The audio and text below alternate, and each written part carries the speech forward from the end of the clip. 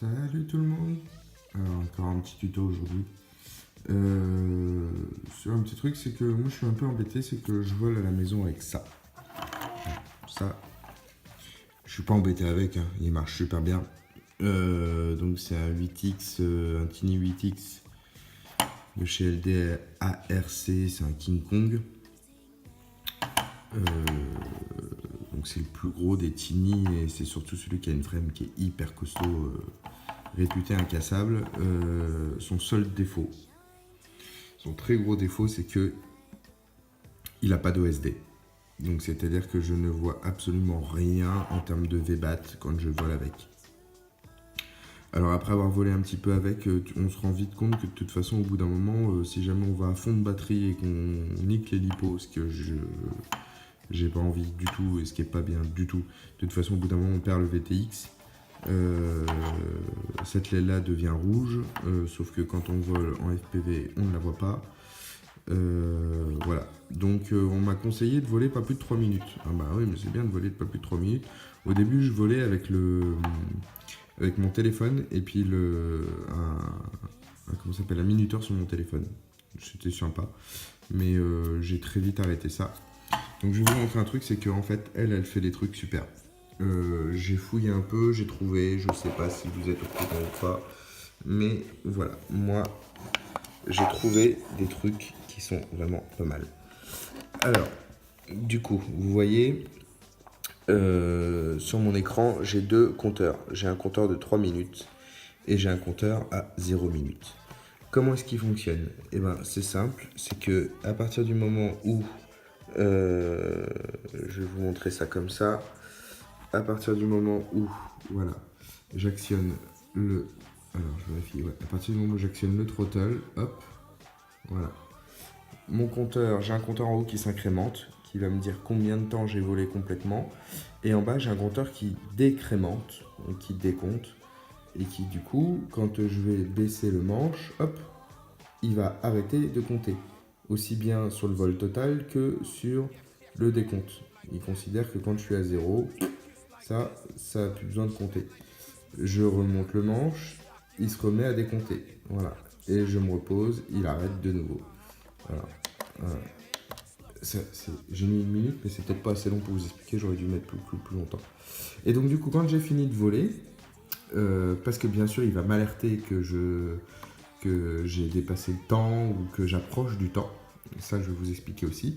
J'ai mon switch en haut que j'ai réglé, et quand je le fais, hop, c'est un reset du chronomètre. Alors, comment faire ça? C'est pas très compliqué. Je vais d'abord vous montrer sur un autre modèle que j'ai fait. C'est mon modèle bazar, mon modèle 7. Voilà, que je load. Alors, premièrement, ce qu'il va falloir faire, c'est régler dans la télécommande, dans la radio plutôt, qu'est-ce que vous voulez comme type d'alerte. Alors, on va dans transmetteur menu, on va dans transmetteur config. Donc là, on a la langue, on a les modes, le calibrage, le volume du buzz, de l'audio, de la vibration, ainsi de suite. On continue. Là, c'est pour le LCD, on continue. Et là, on a timer setting. C'est ça qui nous intéresse. Moi, ma pré-alarme, c'est-à-dire que à 3 minutes, je vais avoir une alarme. Mais je veux que 15 secondes avant, j'ai une pré-alarme qui commence à me dire attention, tu es à 2 minutes 45, tu approches des 3 minutes. Donc, allez, je l'ai réglée à 15 secondes avant mon alarme. Elle peut être réglée bien sûr à 10 secondes ou à 20 secondes. Moi, j'aime bien 15 secondes. Ensuite, pré-alerte intervalle. C'est-à-dire qu'à partir des 15 secondes, tous les combien de temps est-ce qu'il va faire un bip? Donc moi, c'est 2 secondes. Ça me permet de bien définir la différence et que ce soit assez près pour que je me dise tiens, je suis dans une zone où il faut vraiment que je me pose. Mais ça me permet de bien faire la différence avec justement le time-up intervalle, c'est-à-dire une fois que le temps des 3 minutes est dépassé, donc on a 15 minutes de pré-alarme avec 2 secondes entre chaque bip. Une fois que c'est passé, on a un bip toutes les secondes. Comme ça, on est vraiment bien sûr d'être emmerdé et de se dire c'est plus possible, il faut que tu te poses. Voilà. Une fois que ça c'est réglé, donc ça c'est au choix, comme vous voulez. Je ne vais pas vous dire de faire comme moi, ça ne tient qu'à chacun de faire comme il a envie. Ça, ce sera valable pour tous les modèles, puisque c'est la radio qui est réglée comme ça. Tous les modèles seront de cette manière-là.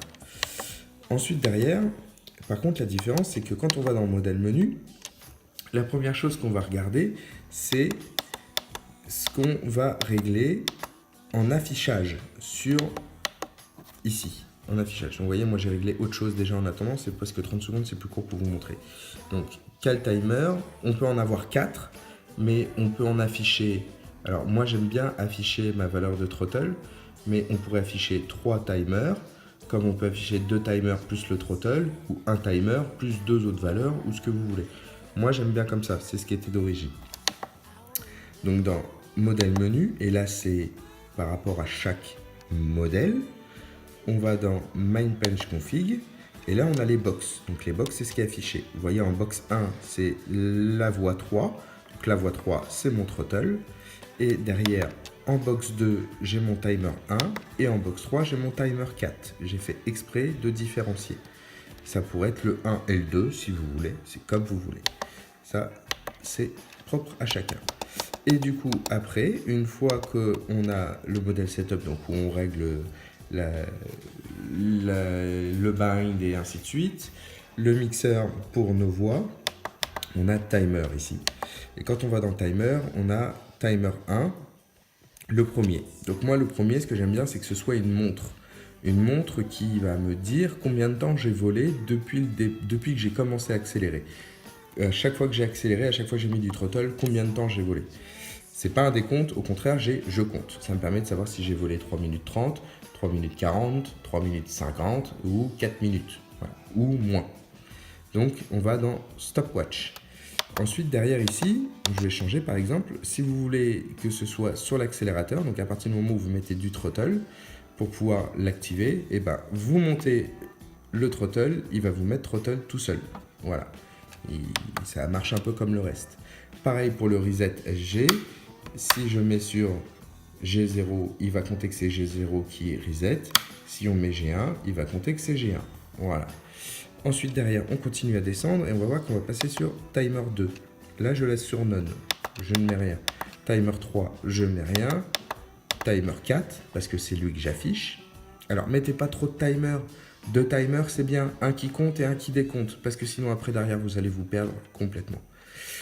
Là, on peut choisir, donc vous voyez, on a plusieurs choses. On a Stopwatch qui est une montre, on a Stopwatch, Stop Prop, donc elle va le compter que le temps où on ne fait pas tourner les hélices. Countdown, ça c'est ce que j'utilise, donc c'est un décompte. Ça c'est un décompte directement pris sur le fait de, on décompte à partir du moment où on ne fait pas voler l'engin, ou permanent, voilà. Donc moi, ce que j'aime bien mettre, c'est un décompte tout seul. Le décompte commence à partir du moment où, voilà, si je change, où je fais du throttle, voilà. Ce qui me réarme mon décompte, c'est mon switch en position 1. Et mon alarme, je veux que mon temps de vol soit limité à 30 secondes. Alors là, pour Montigny, j'aurais mis 3 minutes. Là, je mets 30 secondes. Et donc, du coup, c'est tout. J'ai juste à revenir en arrière complet. Et donc, du coup, ce qui va se passer là, c'est que, hop, je vais reprendre mon appareil.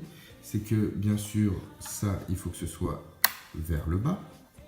Vous pourriez, par exemple, définir que le décompte, enfin, que le temps de vol total soit pris, par exemple, au moment où vous armez les moteurs. Enfin, j'ai pas de batterie, hein, faut pas s'inquiéter. À partir du moment où j'arme les moteurs, moi, c'est pas ce que je veux. Je veux que ce soit à partir du moment où je mets du throttle. Donc, je veux mettre du throttle. Voilà. Et il commence à faire mon décompte de temps de vol et faire mon comptage de temps de vol en même temps. Et on va voir qu'à 15 secondes avant la fin, il va biper toutes les 2 secondes. Ce qui veut dire, commence à te poser. Voilà. Et toutes les 2 secondes, il vibre en même temps. Voilà. Et quand on va arriver sur la fin, vous allez voir le bip n'est pas du tout le même. On y arrive. Voilà. Et là, il bip comme ça et il vibre en même temps. Le décompte devient allumé, ce qui veut dire vraiment pose-toi, pose-toi. Et là, je sais qu'il faut que je me pose, quoi. On m'a dit, tu as encore normalement 20 secondes pour te poser. Voilà. Et là, je peux vous jurer que ça vibre, ainsi de suite. Et à partir du moment où je me pose et que je baisse le throttle, il arrête, bien sûr, de compter et de décompter. Je change ma lipo, je veux continuer à voler, je repars sur une batterie neuve, je fais un coup de switch, je reviens à 0, je remets en position basse, je remonte de nouveau et c'est reparti pour un tour. Et comme j'ai pas d'OSD, et ben au moins je préserve à peu près les batteries sur un temps de vol estimatif par rapport à la capacité de la batterie et de mon engin. Et voilà, donc j'espère que ça vous sera utile pour les petites bêtes comme ça. Après, ça peut servir aussi pour les plus grosses bêtes, je pense. Mais bon, à partir du moment où on a le VBAT en OSD, c'est quand même vachement plus simple. Et puis, voilà. C'est un timer. Allez, à la prochaine.